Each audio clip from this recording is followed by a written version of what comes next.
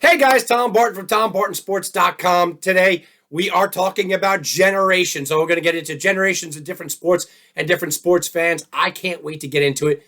If you guys like the channel, please subscribe to the channel. Make sure to comment below and like it. Please go check me out at TomBartonSports.com and over at Tom Barton Sports over on Twitter. Also, I do have an Ivy League podcast. It's called Believe in the Ivy League with Tom Barton. So go check out my Ivy League podcast as well.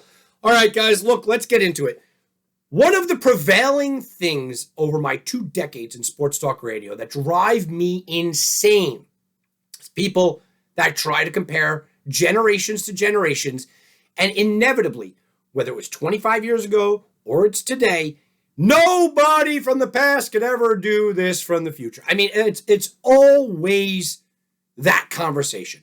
Whoever's living right now thinks that the guy that they're playing right now, that the team that they're watching right now, that everything that they're doing right now is always so much better than anything that's ever been.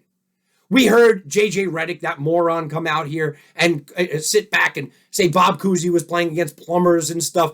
Look, ridiculous comments like that. They're nonsensical. They're ridiculous.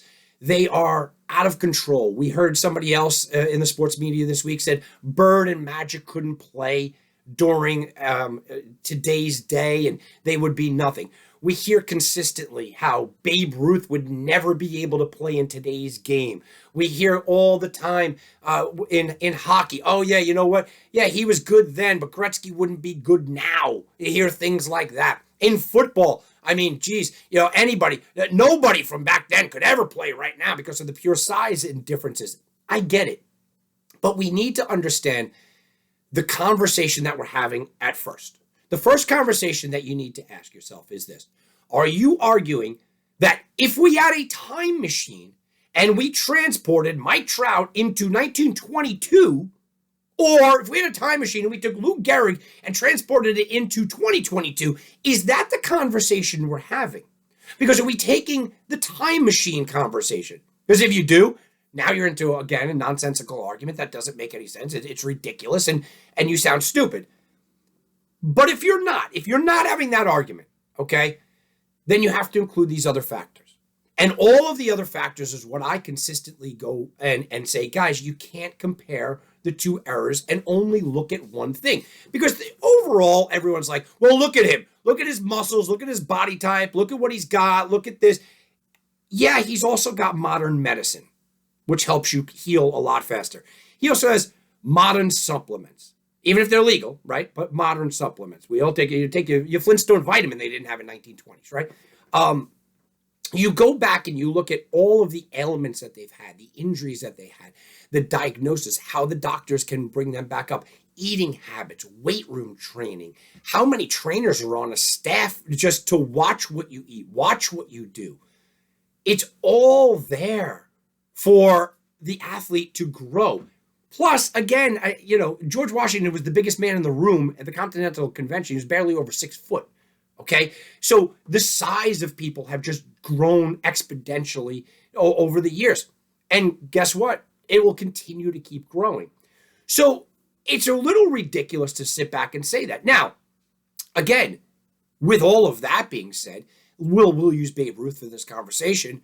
If Babe Ruth had the training and had the weight room, now he was known in his day as a notorious workout guy. Forget about the fat guy pictures that you see. No. He was known as a notorious workout warrior. He used to try different techniques. He was a big boxer. You don't think that Babe Ruth would be in the gym every day with the supplements, with a trainer, considering he was getting paid more than anybody else, with a team of guys around him? Of course he would. Of course he would. Babe Ruth was actually the size of basically Derek Jeter or A-Rod when he was with Seattle. So he would be able to go out there and do that and be that guy. You can only compare to what they played against. In the same vein, we look back and you could go backwards and you can say, do you think that somebody like a Tom Brady, do you think Brady could have played back then with the rules being different, with travel being the way that it was, traveling in a train, no medicine to help out, no massage therapist, no acupuncture, no whirlpools, nothing. Do you think that they could have handled that? Do you think they could have handled pitching wise? You think that Justin Verlander nowadays would be able to go back then and be that guy? Do you think people that arm problems, Jacob deGrom's had arm problems for 2 years? Yeah, he looked really good. Put him back to modern medicine, or take away the modern medicine, put him back to the medicine back then. You have to consider all of these factors. You have to, if you're going to do that conversation. William Refrigerator Perry was the biggest guy. We call him the refrigerator, right? He's like the size of a tight end now.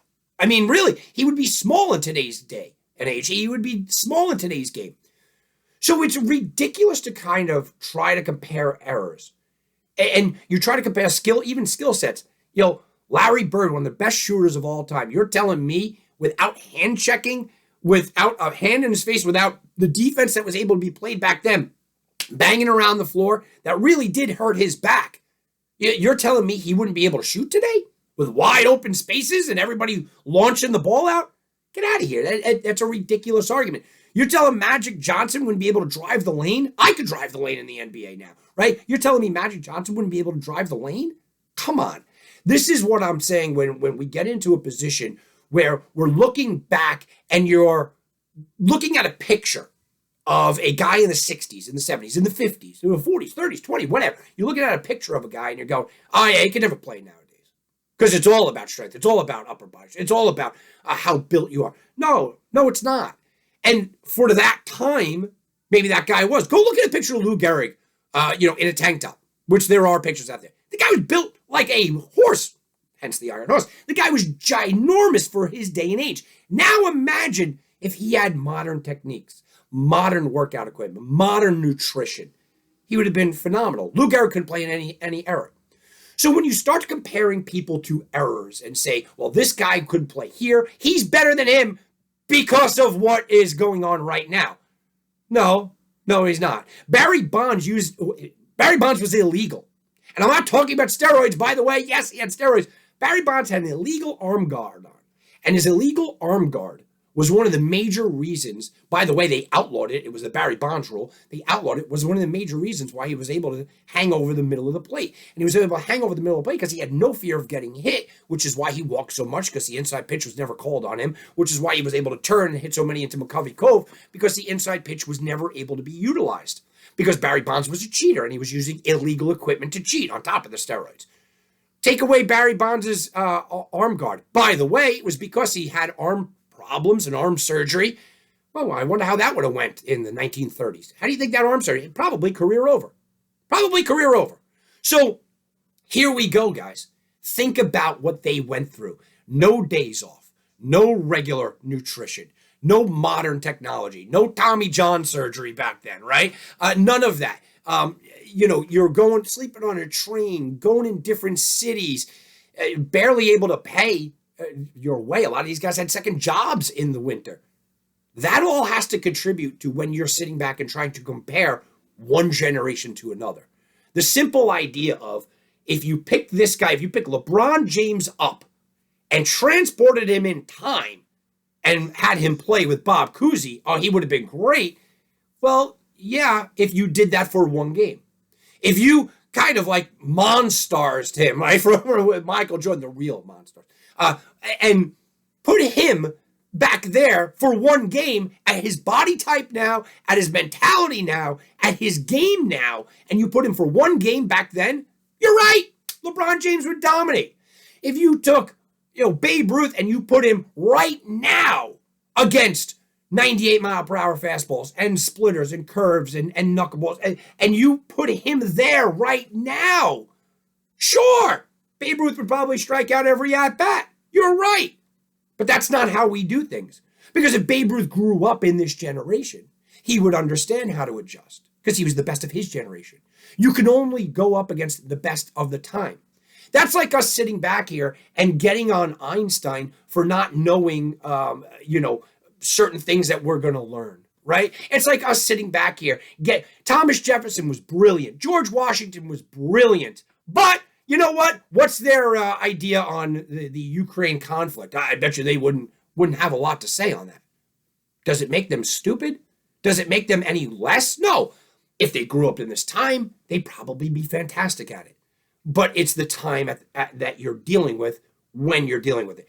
Babe Ruth, Lou Gehrig, you go back to Bob Cousy, you go back to Gordie Howe, you go back to any generation of any sport that you want. Go back to Paul Hornig.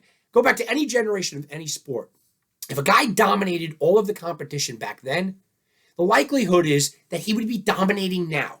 He would have grew up with the same sort of things now. His talent would have shown through just as much now. Your talent doesn't go away. Jim Thorpe wouldn't have been a bum because of his size now. No, he would have been quite different. His talent level would have shined through. He dominated his competition then. He would dominate now. So the conversation that we always seem to have is who would be better then or now. You can't compare them statistically to each other than what they've done. So you can't say, well, LeBron would have done this, or this one would have done that. No. Or, well, this guy wouldn't translate over here. What did they do against the contemporaries that they had at the time?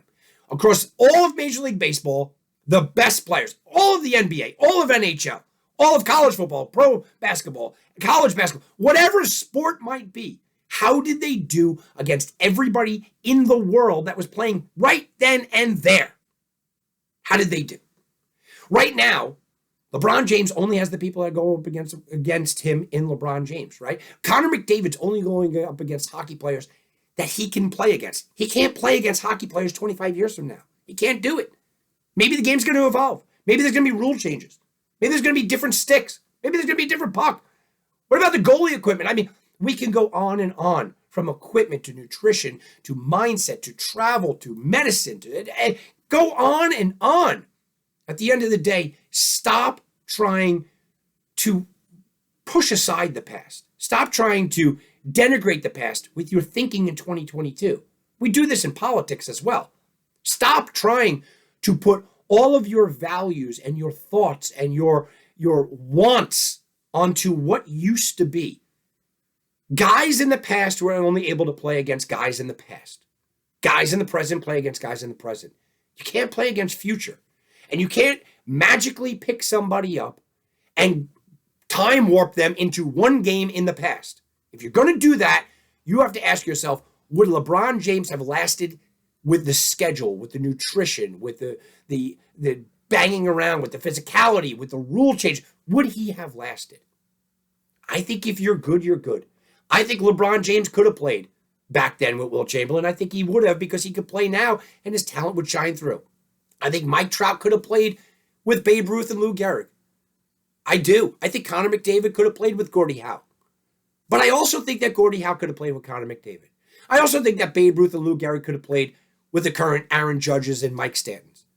I think that when you move generations, if the guy dominated during his generation, he's going to always be able to be good. He's always going to be able to be dominant.